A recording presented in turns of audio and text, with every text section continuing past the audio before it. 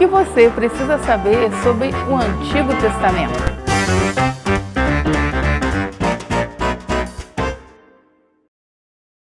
Quando nós estamos falando sobre Antigo Testamento ou Primeiro Testamento, nós precisamos conhecer algumas questões fundamentais. O tempo, que época essas histórias acontecem, aonde está localizado em termos de geografia, como é a cultura ou as culturas as quais o povo de Israel, o povo hebreu, o povo judeu, ele tem contato. Na Bíblia protestante, nós temos 39 livros. Na Bíblia católica, nós temos 7 livros a mais. Qual a diferença? Por que na Bíblia católica tem mais livros? Por uma questão simples. Porque na Reforma optou-se pelo cânon da Bíblia hebraica. E no cânon da Bíblia hebraica, você não tem esses livros a mais. E aí você tem 7 livros que para nós protestantes são chamados de pseudo-epígrafos ou apócrifos. Eu quero te incentivar a ler esses livros. Por quê? Quando eu leio Sabedoria, Eclesiástico, Tobias, Judite, 1º e 2º Macabeus, eu conheço melhor esse contexto de mundo oriental. E isso me dá uma bagagem, um entendimento melhor com relação à história. O que está acontecendo com esse povo? Eu estou no mundo de formação do povo de Israel. Se eu estou no período de formação desse povo, eu preciso saber e eu tenho lá as histórias fundantes, as histórias que me dizem esse início desse povo, que passarão por várias etapas, seja ela de governo, seja ela de entendimento sobre a questão do próprio Deus. Você precisa ter claro que é um tempo de transformação, tanto que você tem ali muitos e muitos anos, muitos e muitos séculos de história. Você tem 12 tribos que são formadas a partir dos 12 filhos e essas 12 tribos têm características peculiares. Essas 12 tribos formam um só reino no início. Depois, esse reino que era único, ele é dividido. Então, se tornam 2 reinos. O Reino do Norte com a sua capital, Reino do Sul com outra capital. Você tem centros diferentes, você tem objetivos diferentes, você tem formas de governo no que tange aos seus objetivos diferentes.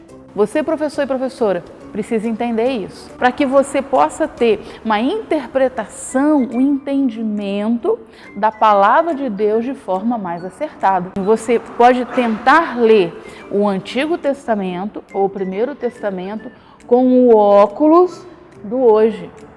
Hoje, estamos em 2015, como é que eu, um cristão, uma cristã de 2015, leio um texto antes, muito antigo? Eu preciso ter esse cuidado. E você, professor e professora da escola dominical, precisa ter esse cuidado também. Os nossos exemplos. Lei no Antigo Testamento significa ensino, instrução. E aí o salmista diz, eu amo a sua lei. No Novo Testamento, com a influência greco-romana, né, com o significado é o quê? Regra, norma, procedimentos certinhos que você precisa seguir. Você consegue perceber a diferença? Você tem um significado, uma apropriação de significado aqui no Antigo Testamento totalmente diferente do Novo. Então, por exemplo, quando Jesus diz, eu vim seguir a lei, que lei ele está falando? A lei na visão grega ou a lei nessa visão do Primeiro Testamento? Me parece que é essa lei de Primeiro Testamento. Não é o seguir regras, aquela disciplina certinha, mas é algo que me leva para Deus, que me dá instrução, que me traz vida. Outro exemplo, justiça. Quando eu falo de justiça no Novo Testamento, eu estou num mundo greco-romano. Justiça é o quê? Aquilo duro, inflexível, onde você já pensa em um juiz, não é assim? Em um tribunal. Isso é visão, isso é o imagético do Novo Testamento. Quando eu estou no Antigo Testamento, o termo justiça, que é sedaká, vem como uma proximidade, como recuperação do réu, como um auxílio, como uma ajuda. quando eu lhe dou esses dois exemplos, né, de lei e de justiça, você tem no mesmo bloco de livros, que é a Bíblia, dois significados diferentes, Primeiro Testamento, Segundo Testamento. Aqui o entendimento de lei é um, aqui o entendimento de lei é outro.